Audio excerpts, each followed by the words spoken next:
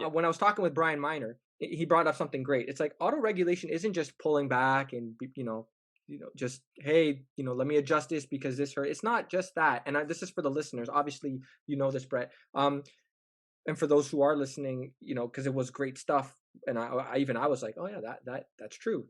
When you feel good, like in the gym that day, and you're like, man, like I can really get after it today. Maybe those are the days you do want to, push a little bit. Now you don't have to, go all out, like kind of what you're saying. It's like, because then that could also be a bit of yeah, it can take you down a kind of a dark hole a little bit. Because say you just had a deload week, and then you feel amazing, and then you go all out with all your sets. It's like, well, then where do you go from there, right? It's like that's not smart either.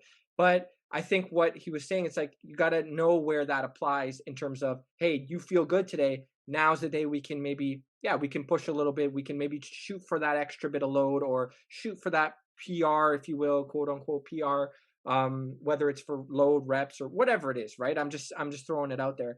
I think that was valuable because most people think auto regulation. They think, oh, that's their softies, right?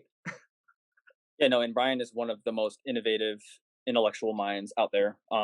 Pretty sure I'm not sure if he completely created dynamic double progression, but he may have updated, the double progression method. But Brian has been such a great mind, like pushing auto-regulation and just pushing critical thinking when it does come to program design and when it does come to just training in general. And I think auto-regulating kind of, it expands much further than, oh, I feel like crap, I'm gonna take today, a little bit later.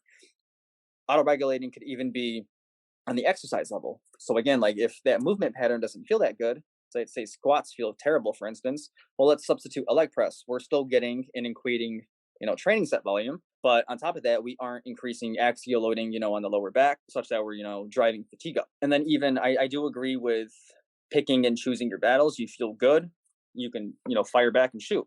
But then if you feel like trash, you can kind of, take not like a active recovery day, but you can still get in some decent, workload that will still deposit, pennies into the jar that you're, continuing to stockpile up. I do feel like that's, where ego does get in the way and where people don't really self-check themselves because I feel great, I feel okay, but then they start to notice things are off.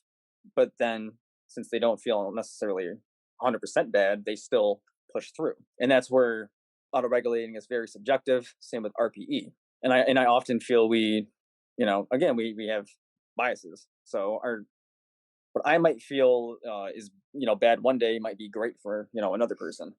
That could even like segue into like top sets and how they might not necessarily be the greatest choice for some athletes. Ooh. Because of the anxiety that it does induce upon them. Yes. Because if all you're doing is thinking about that top set from the moment you go to bed to the moment you wake up,